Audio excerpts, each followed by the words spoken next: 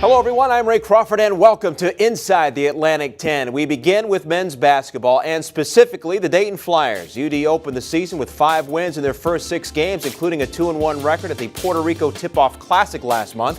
UD Arena always a tough place to play, so to have 5 of their 6 games in December at home will truly allow them to benefit from the home court advantage. And there to call all the action is the voice of the Flyers, Larry Hansgen. And Larry, what has stood out to you in these first few weeks of the season? Well, I think the thing that's really stood out for me, Ray, is the fact that this Dayton team has not played its best basketball. I think it's a work in progress. That's a phrase that Archie Miller uses a lot because offensively I think they're just skimming the surface of where they need to be. Maybe they're ahead of things defensively, but even then, not the team that they will be. So the thing that pleases me or impresses me is that they've got a 5-1 record without playing well. They got a 5-1 record because they compete. Jordan Sibert, as you know, a preseason first-team all-conference member, yet he only scored 9 points in each of the first 2 games. Lately, he started to crank out the production. So do you expect to see more consistency from him as the season moves on?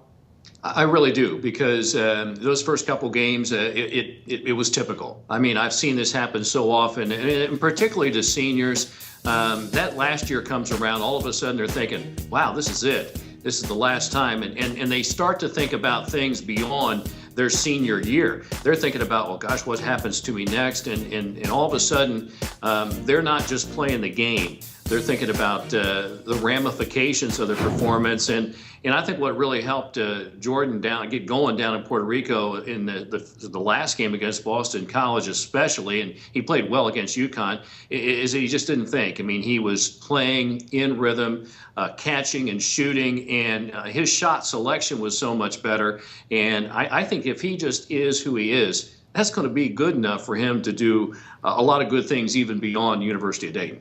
Transfer and Dayton native Ryan Bass missed the first 4 games with a concussion. He played a total of just 14 minutes in the last 2 games. Is he healthy, Larry, and where does he now fit in now that he's back? I think he's healthy as far as he's symptom-free from the concussions. Now it's a matter of getting back into basketball shape. He was, not in shape per se when he played against UIC on Saturday in his debut in a Flyer uniform. And I think he would have played more against Miami this week. But I think the coaches, and they admitted so, they kind of forgot that they had him. His playing time will increase as he gets more comfortable with his new teammates and the new system. And I guarantee you, before this season is over, at least once, if not several times, we'll point to a given game and say, Ryan Bass won that game. Larry, thanks for the insight. We appreciate it. My pleasure. Elsewhere around the Atlantic 10, VCU's Trayvon Graham was named to the Naismith watch list. He leads the Rams at scoring, just over 17 points per game. Davidson sophomore Jack Gibbs was named the A-10 Player of the Week after averaging 25 points in wins over UCF and UNC Wilmington.